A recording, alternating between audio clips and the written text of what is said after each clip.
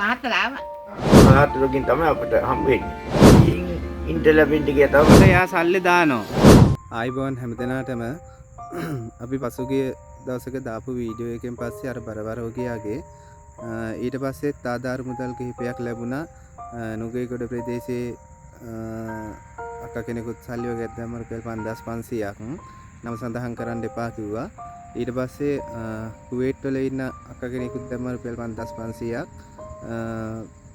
ඇතර මෙයාගේ තාත්තා නැති වෙලා තිබ්බ මීට සතියකට කලින් එයාට මරණයටවත් එන්න බැරි වුණා කිව්වා. ඒ තාත්තත් සිහි කළා තමයි මේ මුදල් පරිත්‍යාගය කරේ. ඉතින් ඒ සල්ලි ටික එකතු කරලා තව කොරියන් වල ඉන්න රමිදු මදුසංක කියලා ඒ කෙනෙක් දාලා තිබ්බ රුපියල් 10000ක්.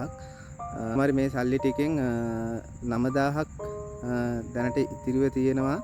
ඒක අර ඉලෙක්ට්‍රික් රෝද පුටුව ගන්න එකට ඉතිරි කරලා තියෙන්නේ. ඒ ඇරි අර අතන 5500 දෙක 11000යි අර රමිදු අයුප එකෙන් ඒ 10000න් 1000කුත් දාලා ඊයේ බඩු ටිකක් ගත්තා.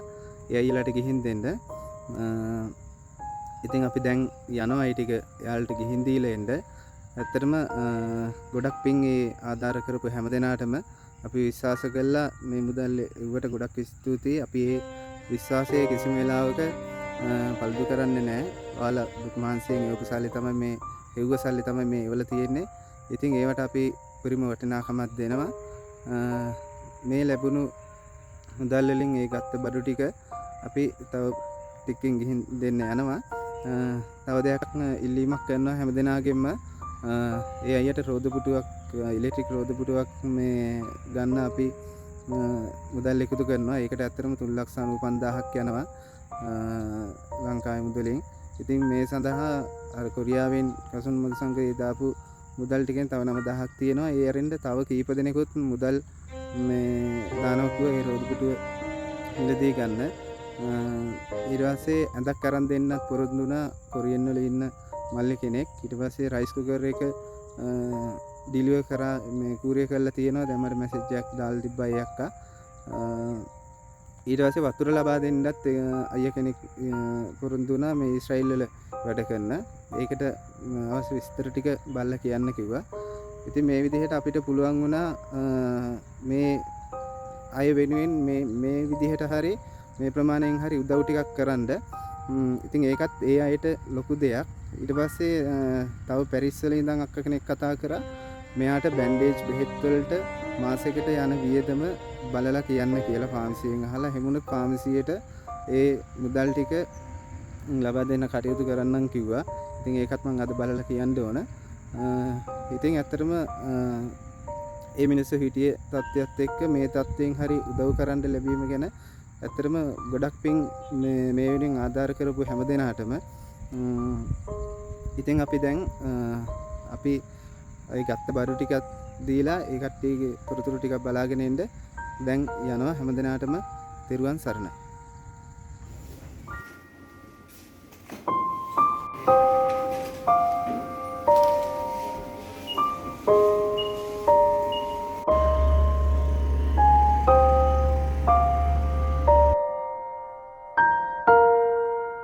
දැන් අපි ඇවිල්ලා ඉන්නේ අයියලාගේ ගෙදරට යන පාරට. බඩු ටිකක් තරම් මාත් එක්ක රන් අයියත් යනවා.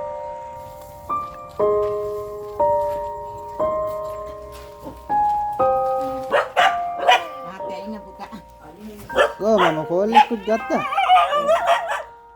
මේ පුතා ඉන්නේ මාතේ.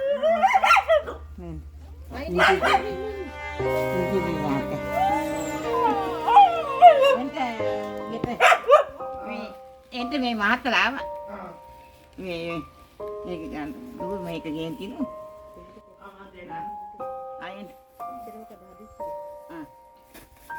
එන්ට මේ මෙහෙට මේ මහත්තලා ඇවිල්ලා ඉන්නවා. අක්කේ මෙහෙට වතුර ගන්නව නම් කොහොමද මම මේ වෝටර් බෝඩ් එකට අතාරම අයියන්ගෙන එනවා. එහෙම මෙහෙට ලයින් එකක් එන්නේ නැහැ කිව්වා. එන්නේ. ඔව්. පාරේ ලයින් එක එනවා. පාරේ ලයින් එක කියන්නේ කොහෙටද කතා කරන්න ඕනේ අපි? හසලක වෝටර් බෝඩ් එක. ඔයාලා ඒ කියන්නේ හැමදාම එන්නේ නැහැ වතුර.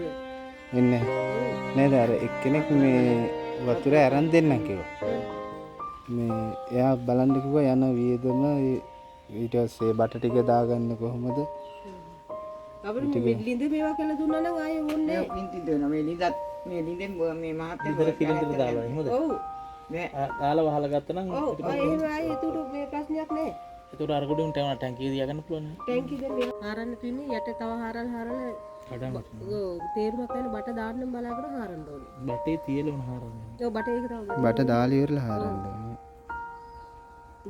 අයිය මේ බඩුවලට සල්ලි එව්වේ මේ කුවේට් වල ඉන්න කුමාර කියලා අක්කා කෙනෙකුයි තව ලංකාවේ නුගේගොඩ ඉන්න අක්කා කෙනෙකුයි තමයි ඔයාලට 5500 දාලා තව එක්කෙනෙක් ඒවල තිබ්බ සල්ලි එකකින් රුපියල් 1000ක් දාලා රුපියල් 12000ක බඩු මෙතන. මහත්තයා. හරිද? මේ ඉතින් ඒ කට්ටියට මොකද කියන්න තියෙන්නේ ඔයාලට? අනේ ඉතින් මේ නෝන්ලා මහතුන්ට මොදින් කාදයක් අතුරාන් තරන්න නැතුව ඉතින් ඉඳ ලැබෙන්න ගියා තමයි අපි පින් පාත්‍රා කළා මේ වගේ පින් කරන අම්මලා තාත්තා මේ නෝන්ලා මහතුන්ට හොඳින් මේ දිවෙණි ලංකාවේ ඉන්න රටවල් වලින් හොඳට ඉඳ ලැබෙන්න කියලා තමයි මම ප්‍රාර්ථනා කරන්නේ කාදයක් අතුරු නැතුව. ඇත්තට මේ වගේ පින් කරන්නේ බොහොම කලාතුරකින් තමයි අපිට හම්බ වෙන්නේ. ඉතින් මේ පින්වත් මහත්තයට අපි කියන්නේ හොඳින් ඉඳ ලැබෙන්න කියලා තමයි මම ප්‍රාර්ථනා කරන්නේ. ඔයාට අර මේ ඇඳකොත් එක්කෙනෙක් කරන් දෙනවා. මේ රයිස් කුකර් එක්කොත් හෙට හම්බ වෙයි. රයිස් කුකර් එක්කොත් හෙට හම්බ වෙයි.